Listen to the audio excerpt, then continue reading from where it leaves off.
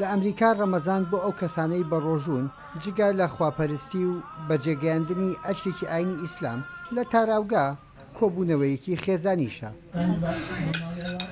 لە وڵاتێکدا کەم بۆنە دروست دەبێت کە سفرەیەکی ئاوها قەرەباڵغ بێت، دانیشتنێک بەیادی سفرە و خوانی نیشتیمانەوە.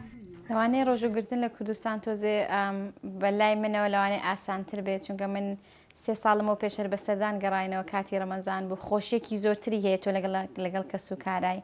بەڕاستی خواردنەکانی ئەوێ تامی زۆرترە و زائیدن لەوانەیە لە کاتی هەموو بانگەکانە تۆ گوێت لە بانگێکی ڕاستە و خۆ بێ لە مزگەوتەکانەوە. زۆری فەرقێمە لێرە دانیشینەرێکی بە مۆبایلەکەەوە من دقەیەک زووتر و یەکێشکە مۆبایلەکەی دقەیەک درەنگتر بانگەیە.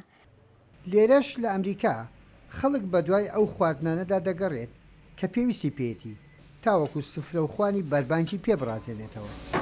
ئێمە لە کوردستان بینیان لە ئەمریکا هیچ کێشەیەکمان بۆ خواردن هیچ بۆ دروست نەبووە، لەبەر ئەوەی هەموو شتەکانی خۆمان ڕۆژانە دابین ئەەکەین، لەبەر ئەوەی بازاری تورکی لێ، بازاری ئەفغانی لێ، ئێرانی لێیە، لە شوێنە عەرەبیەکان شتەکانی خۆمان ڕۆژانە ئەکڕین و هەروەکو دەستور و نەریتی خۆمان چۆن لە کوردستان کردومانە لێرەش هەمان شت ئەکەین خواردنەکە. بەگشتی لە ئەمریکا ڕۆژانە کارکردن 8 سەعاتە، لە ڕەمەزانیش گۆڕان بەسەر ئەو کاتەدا نایەت لە وڵاتێکی زۆرینە کریستیان، بەڵام تا ڕادەیەک ڕەچاوی ئەوەژەکرێت. لەو بڕوایم ئێستا من کە لە هەرسنبۆرگ ڤێرجینیا دانیشم لە شارەکەی من 1-2 شوێن مەجای ئەویان ناوە، ئەوش لەبەرەوەی عەدەدێکی زۆری موسڵمانیان لایە، لەوانەیە لەبەرەوەی ئیشیان پێ بێخاتریان بگرن لەو کاتانە یارمەتیان بن.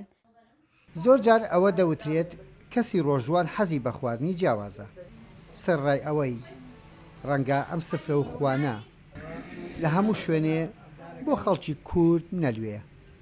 یەحیا بەرزنجی دەنگی ئەمریکا، شاری هەرسنبەرگ لە ویلایەتی ڤێرجینیا.